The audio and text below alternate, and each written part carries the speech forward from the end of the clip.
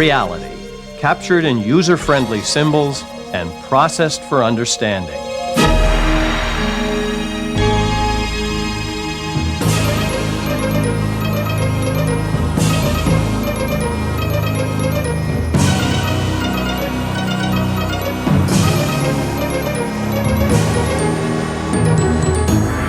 The Idea Channel.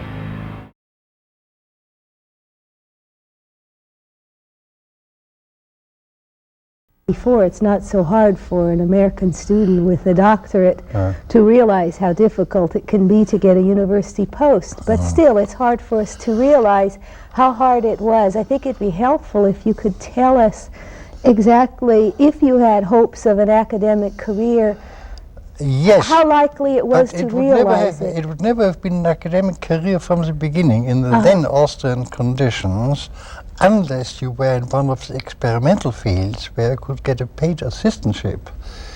Until you got a professorship, you could not live from an income and academic career, you see. The aim would be to get what I best describe as a license to lecture, as a so-called Privatdozent, was allowed to lecture, but who practically earned no money. When I finally achieved it, what I got from student fees just served to pay my taxi, which I had to take once a week from my office to give a lecture at the university. That's all I got from the university. So outside the exact sciences, there wasn't in a sense no academic career, but you had to find an occupation outside which enabled you to devote enough time to your work. And in fact, the whole crowd of my friends in social sciences, law and so on, were all people who were earning their income elsewhere and aiming at a Privatdozentur, and would then even for years continue at the same time have a bread-earning occupation and on the side do academic work. Yes. That was particularly marked in Vienna because, as we talked about yesterday, you had this large intellectual Jewish community, most of whom could not really hope to get a university post. So in the circle in which I lived, when my closest friends were either practicing lawyers, the philosopher and mathematician was the director of Anglo-Persian Oil Company in Vienna. Another one, a sociologist, was the secretary of one of the banking associations. One or two were actually in some lower civil service positions. But among my friends, I don't think a single one who up to the middle 30s or late 30s could live from his income as an academic position. Even if they acquired the lectureship, it didn't mean they could live on that. They lived on some other income which may have been completely unconnected with academic activities. So even if you aimed at ultimately a professorship, your immediate concern was to find something else which you could combine with academic activities. And what I finally got was a pure accident. I think I did not expect till the very last moment that job in a newly created governmental office, which was comparatively well paid because it required a combination of law, economics and languages, which was rather rare, and which gave me, for the first 5 years, a comparatively well paid position in Vienna. But except that, as I mentioned yesterday, it brought me into contact with Mises. It has nothing to do with my academic ambitions. There could be roadblocks even in getting accepted as a Privatdozent. Oh yes, of course, you were very much dependent on the sympathy or otherwise of the professor in charge. You had to find what was called a Habilitationsvater, a man who would sponsor you. And if you didn't happen to agree with the professor in charge, and there were usually only 2 or 3, in fact even in a big subject like economics, there were 3 professors, unless one of you liked you, well, there just was no possibility. I thought it might be useful if you gave the names of some rather famous men who were at the university and who never were anything more than Privatdozent. Not only economics, but in other fields. Oh, well, in law, it wouldn't mean anything because they were very eminent, but a specialist Austrian lawyer has no international reputation. But Heinrich Gompertz, the philosopher, for instance, is a clear instance.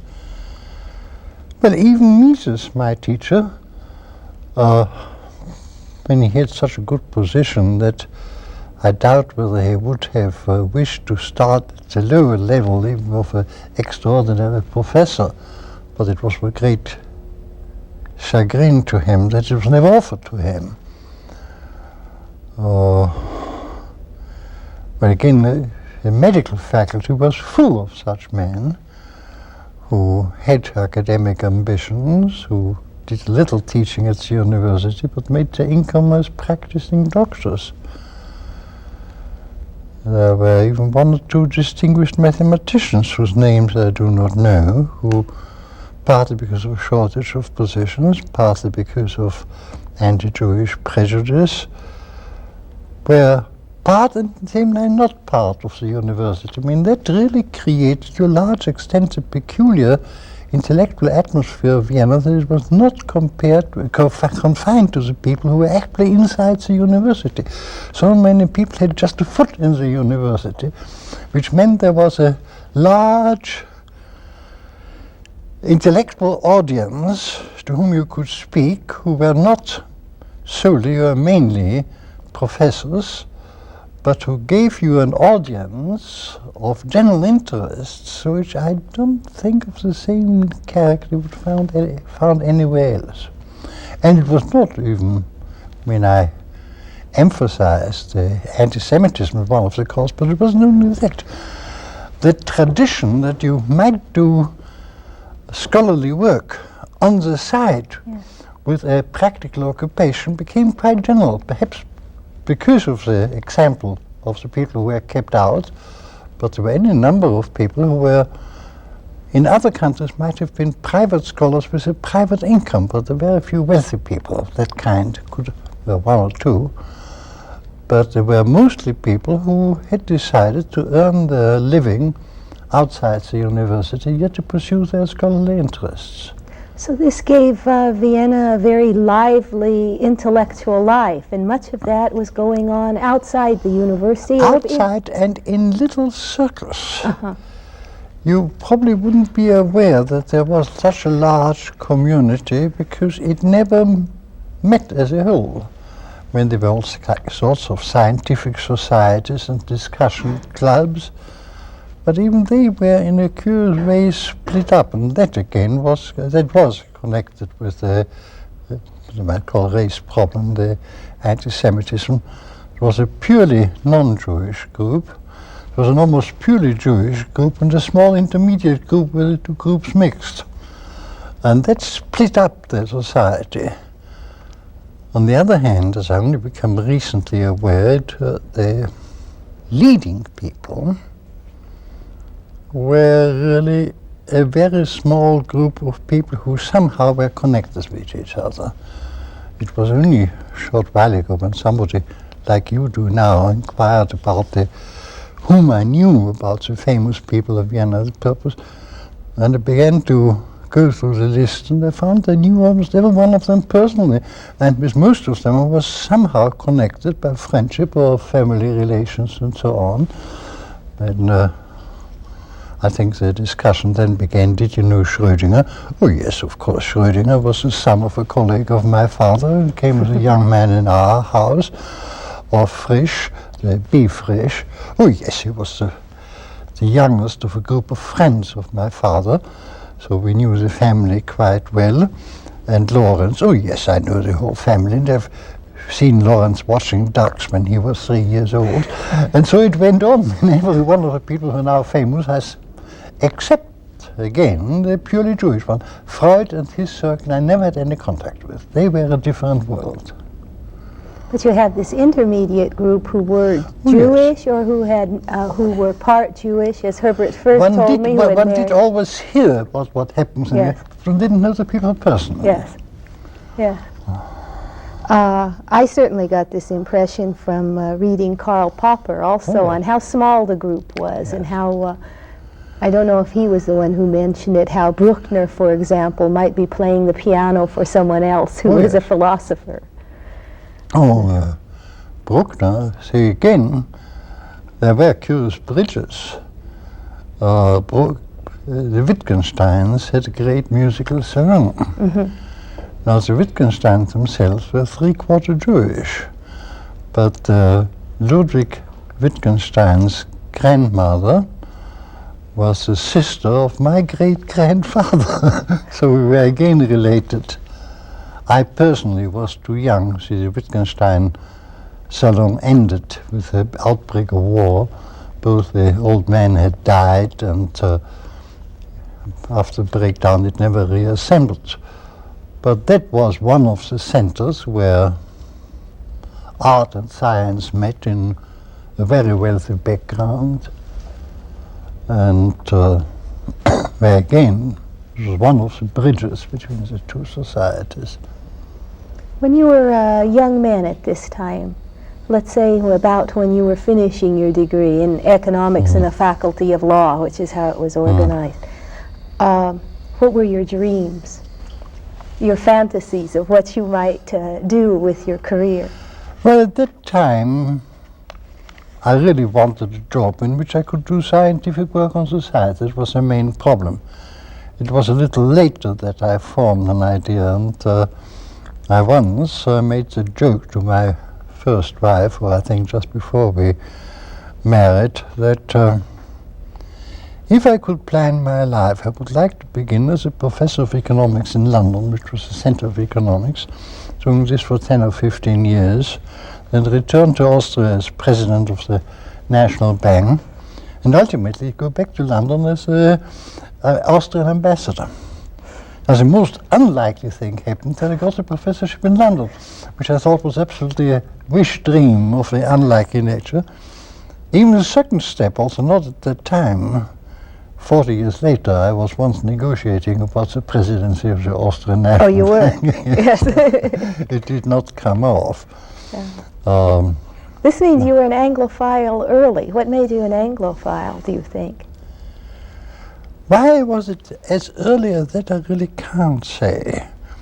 Once I got to England, which was very soon, no, I think it must have been after this. I had been on the first visit to England before that happened.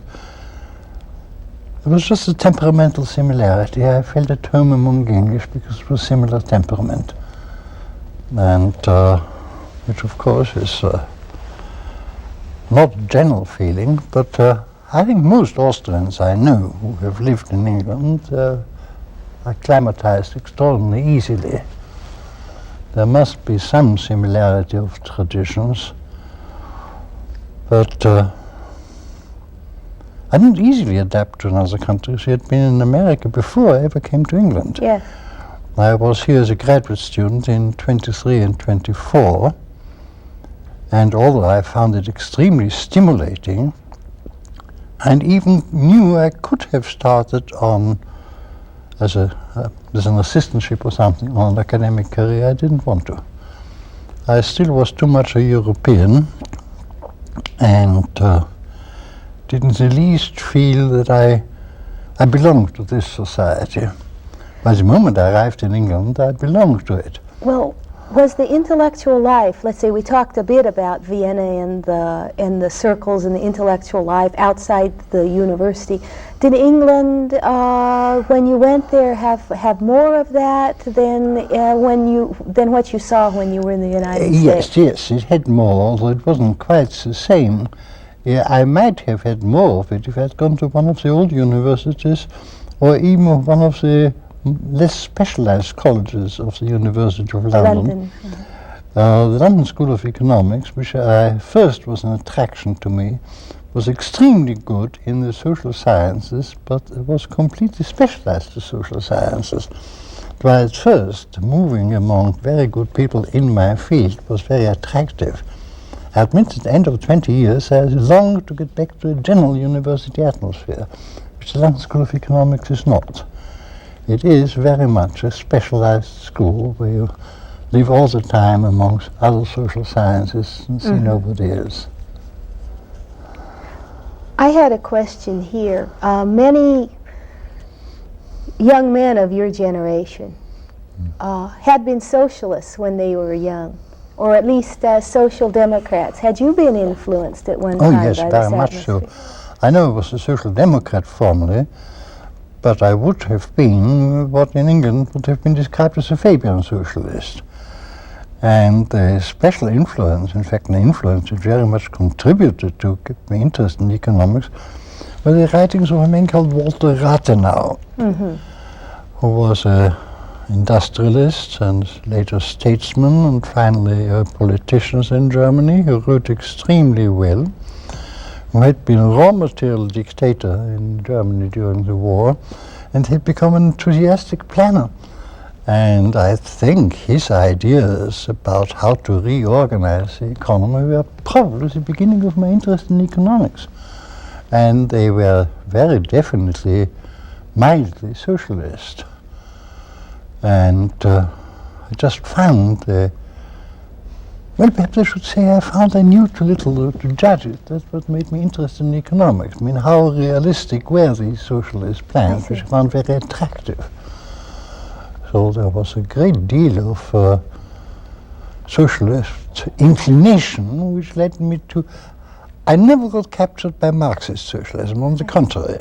Then I counted socialism in its Marxist, frightfully doctrinaire form, and the Vienna socialists, Marxists, were more doctrinaire than most other places. It rather repelled me.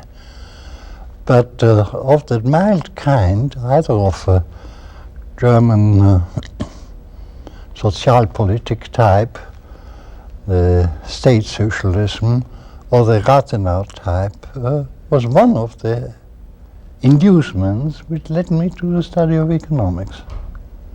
I see. A number of people, I've talked to a number of people who went through the University of Vienna in this period, and a number of them have spoken, in fact some from the German universities also, have spoken of the influential role, once they were studying economics, of Mises. I think it's a 1919 article on the problems of economic calculation. I think it was 1920. I'm sorry. Disputed with you. You would know better. Yes, it was that article, and then particularly the book in which it was embodied, the Gemeinwirtschaft, now translated as Socialism, which had the decisive influence of curing us. Although it was a very long struggle. At first, we all felt he was frightfully exaggerating and even offensive in tone, because he hurt all our deepest feelings. But gradually he won us round. Although for a long time I just learned he was usually right in his conclusions, but I was not completely satisfied with his argument. And that, I think,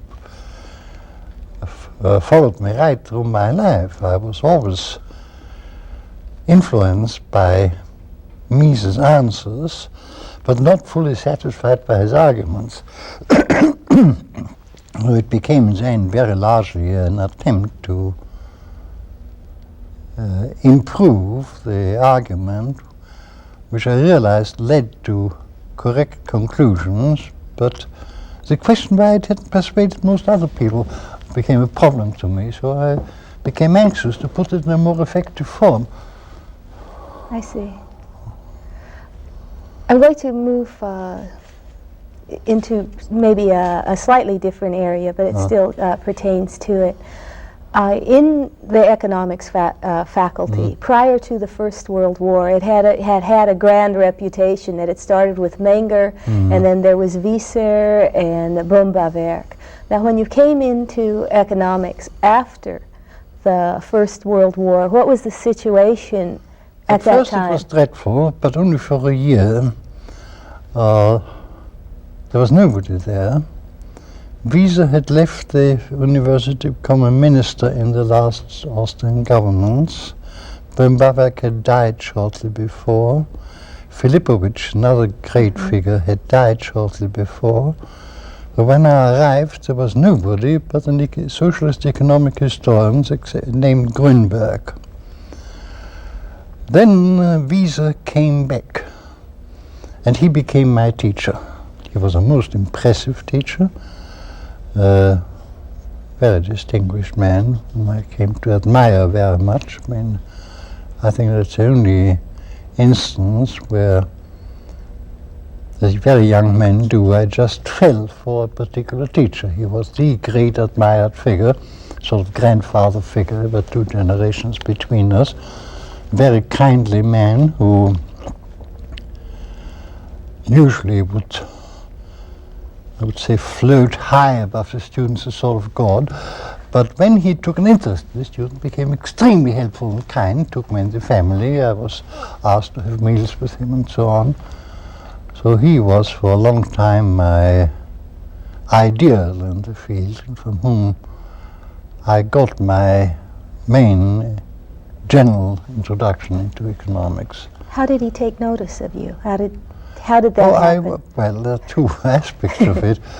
I first flattered myself that I had gone up to him once or twice after the lecture to ask an intelligent question, but later I became to doubt whether it was more the fact that he knew I was a grandson of one of his closest friends.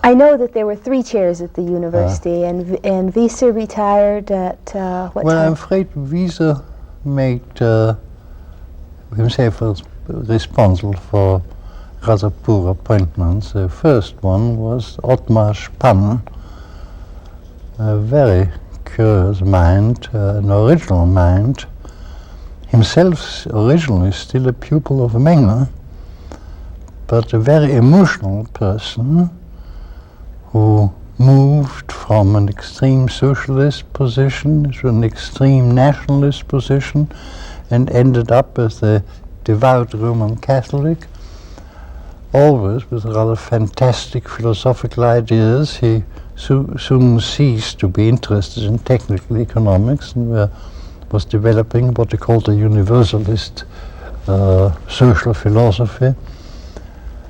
But he, being a young and enthusiastic man, for a very short time had a considerable influence on all these young people.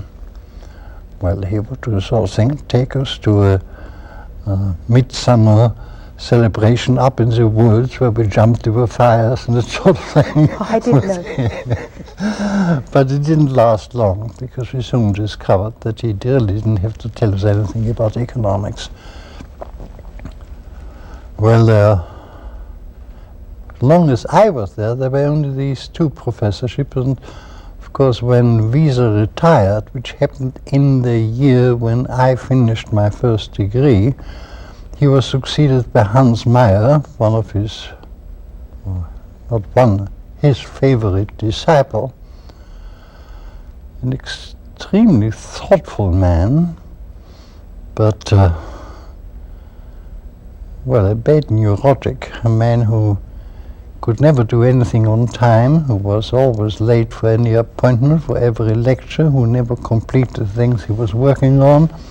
In a way, a tragic figure. I mean, a man who had been very promising, and perhaps it's unjust to blame Wieser for appointing him, because everybody thought that a great deal would come from him.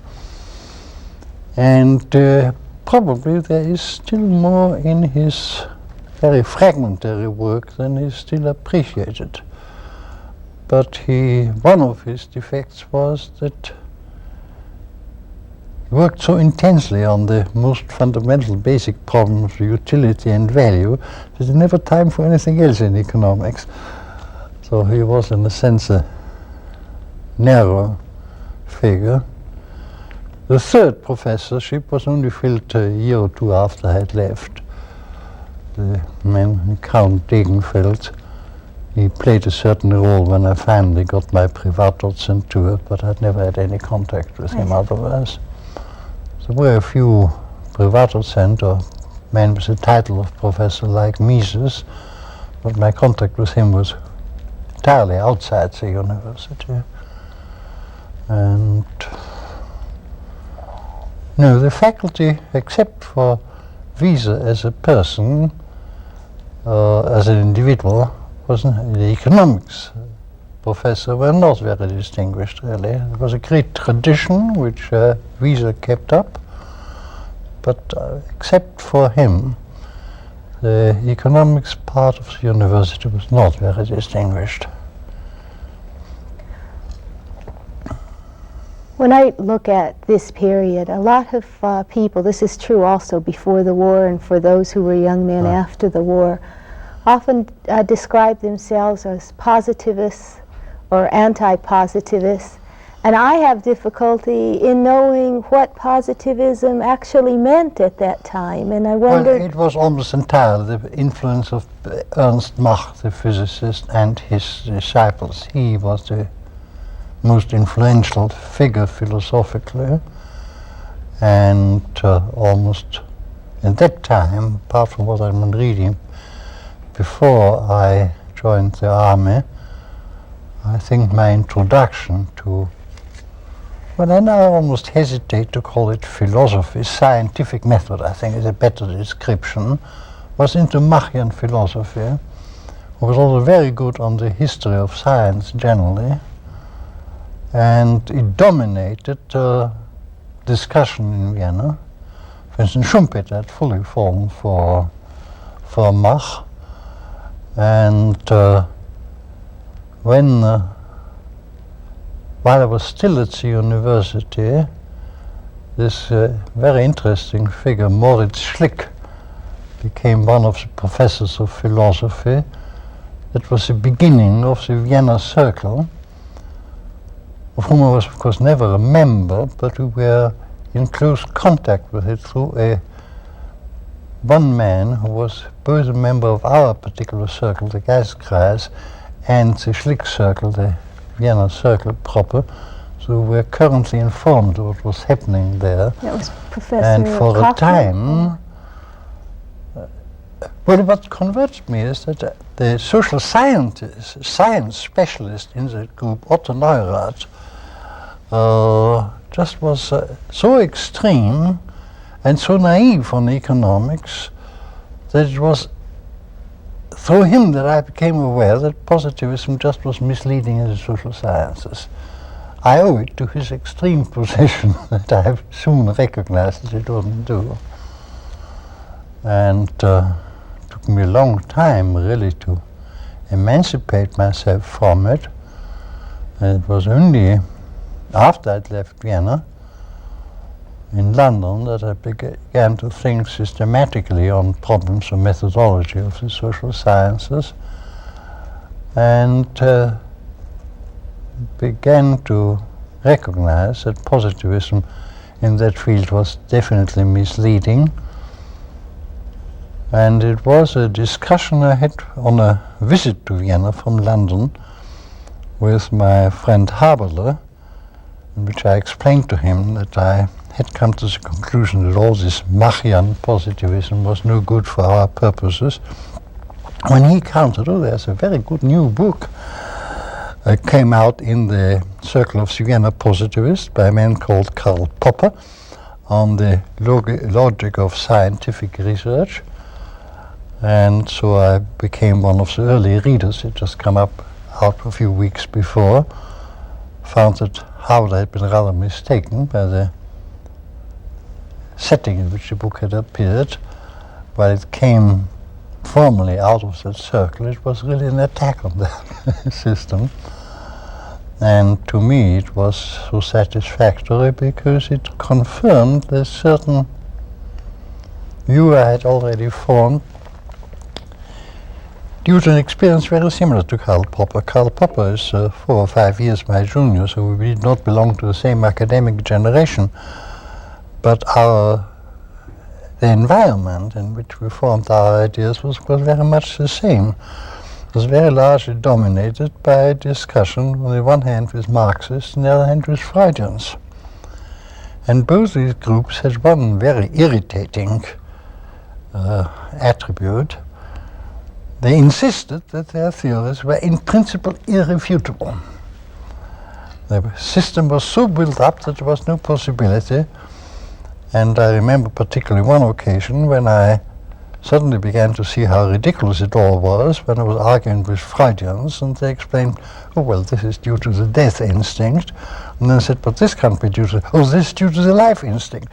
Well, if you have these two alternatives, of course, there's no way of checking whether the theory is true or not.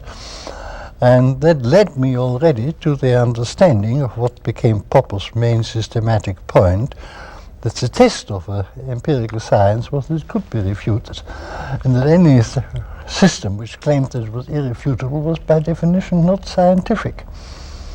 I was not a trained philosopher. I didn't elaborate this. It was sufficient for me to have recognized this, but when I found this thing explicitly argued and justified in Popper, I just accepted the Popperian philosophy as it were spelling out what I'd always felt.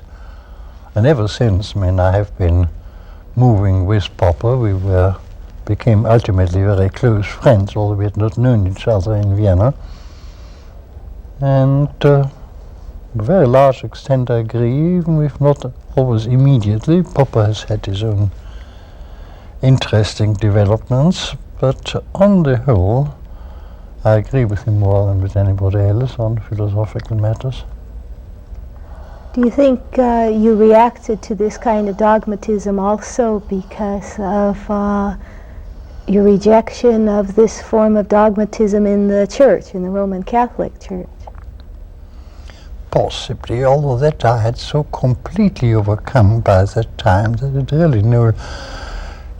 You see, that goes back so far in my family. I mean,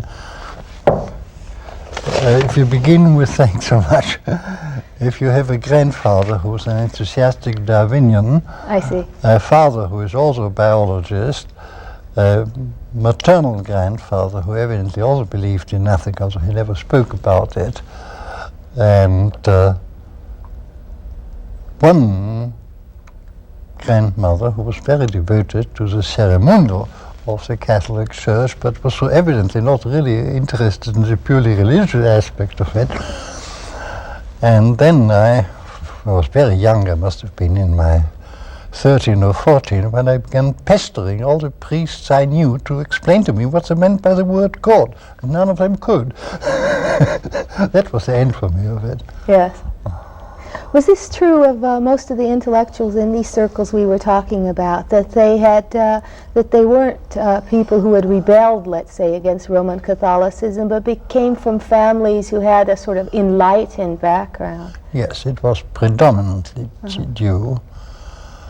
It was very rare in that circle to find anybody who had any definite religious beliefs. In fact, they were, I think, in university circles, a very small minority who, by having these beliefs, almost isolated themselves from the rest. Well, let me just go back to my earlier development, which I have, some things have recurred to me since I talked to Mr. Lehrmhufvud yesterday. He asked me when my interest in social sciences really began, and I thought I had to say only with World War I, which isn't quite correct. I remembered a very specific occasion, which must have been a few weeks probably before I joined the army, when we had a class in the elements of philosophy, logic and logical propedeutic, as it was called, and he gave a sort of survey of the history of philosophy and was speaking about Aristotle and explained to us that Aristotle defined ethics as consisting of three parts. I believe it was morals, politics, and economics. When I heard this, oh, these are the things I want to study. And it had one rather comic after effect. I went home and told my father, I know what I'm going to study. I'm going to study ethics. And he was absolutely shocked by the idea. And it had a curious after effect. A few days later, he brought me 3 volumes of the philosopher Ludwig Feuerbach, whom we'd seen in the shop window of a second-hand bookseller, who was, of course, at that time outright positivist of a rather crude kind, and in order to cure me of my belief in ethics, Well, I think all the effects was an attempt to read this book gave me a very definite distaste for philosophy for some time. But of course what I had meant by ethics wasn't at all what my father understood when I mentioned the term. But it does mean that as early as probably late 1916, when I was 17, I was clear that my main interests were in the social sciences. And the transition must have come fairly quickly. I do remember roughly that until 15 or so, I was purely interested in biology. Originally, what my father did systematically, well, he was mainly a plant geographer, what is now ecology. But the taxonomic part soon did not satisfy me. And at one stage, when my father discovered this, he put a little too early in my hand what was then a major treatise on the theory of evolution, something called Descendenztheorie. I believe it was by De Vries. I think it was just a bit too early. At 14 or 15, I was not yet ready to follow a sustained theoretical argument. If he had given me this a year later, I probably would have stuck with biology. The things did interest me intensely, but in fact my interests very rapidly moved then, some extent already in evolution. For a while I played with paleontology. We had in our circle of friends a very distinguished paleontologist, in fact two, one ordinary one and one insect paleontologist. Then I knew somehow I got interested in psychiatry, and it seems it was via psychiatry that sometimes I got to these problems of political order. One of my great desires had been to get a very expensive volume which described, as it were, the organizations of public life. I wanted to learn how society was organized. I remember, I've never read it. It contained a chapter on government and one on the press and one about information. And so I turned to certain practical aspects of social life. As I may have add in general, up to my student days, and time at the university, my tendencies were very definitely practical. I wanted to be efficient. My ideal for a long time was that of a fireman's horse. I once did see how, before the time of the automobile, the fire equipment was, the horse was standing in its stable, ready to be put on the curb with everything hanging over it, so it required only 2 or 3 pressing of buttons and the horse was finished to go out. And that's I must be like that, ready for every possibility in life and be very efficient.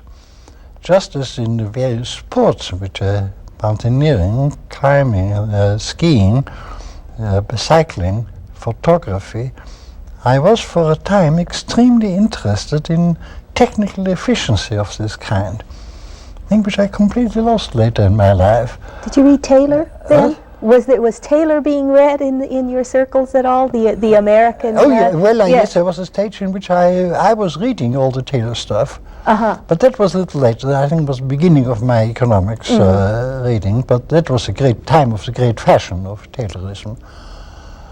But I had this passion for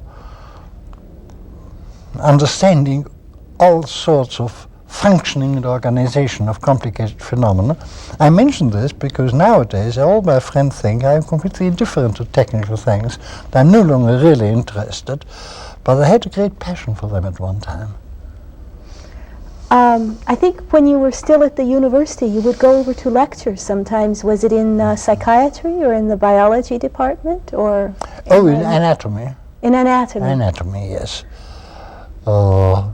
It was largely in connection with my then growing interest in physiological psychology. And when I had easy access, my brother was studying in the anatomy department, so I just gate crashed into lectures occasionally and even in the dissecting room. Was it common for students at that time to gate crash in lectures in another discipline outside of their own specialization? Oh, very common, yes. I mean, very common again in that part of the students who were really intellectually interested, who were substantial.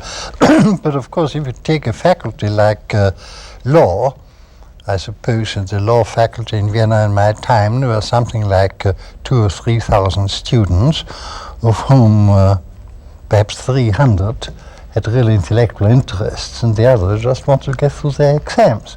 You can't generalize about the students, but that small group certainly did not specialize solely to one discipline, but sampled all the way around. I mean, I would go to lectures on biology, to lectures on art history, to lectures on philosophy, certainly, and certain biological lectures. I sampled around even with, I mean, I sometimes marvel how much I could do in these 3 years. When you say, I mentioned before, I mean, my official study was law. I did all my exams with distinction in law, and yet I divided my time about equally between the economics and psychology. And went to all these other lectures and the theater every evening almost. You didn't see this when you came to the United States for that year? Oh no. No. This sort of life was completely absent. But it was also, of course, in the United States I was so desperately poor that I couldn't do anything. I mean, I didn't see anything of what the cultural life of New York was because I couldn't afford to go anywhere. And I had no real contacts. You see, I wasn't a regular student. I was sitting in the New York Public Library, and there were 4 or 5 people on the same desk who I came to know, but that was the total of my acquaintance with Americans. I met a few Austrian families, but I had really very little contact with American life during that year, merely because of a financial limitation. And I was so poor that my dear old mother used to remind me to the end of her life that when I came back from America, I wore 2 pairs of socks, one over the other, because each had so many holes that it was the only way. Do you think, because of this, in your case, you were also poor, as you say, when you were a student in America, but do you think the fact that you and many other economists I know from Vienna were so reluctant to come to take a position in America, even though it was an academic position, do you think this was partly related to what they had observed here? No, it doesn't apply to the others. See, I was the only one who did not come over in the comfort of a Rockefeller Foundation. All the later visitors visited America very comfortably and could travel and see everything. My case was unique. I was the only one who came on his own at his own risk, and with practically no money to spare, and who lived for the whole of a 15-month period on $60 a month.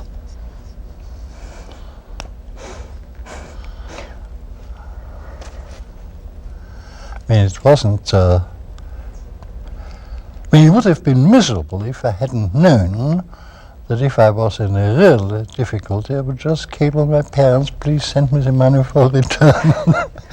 But apart from this confidence that nothing could really happen to me, I lived as poorly and miserably as you can possibly live.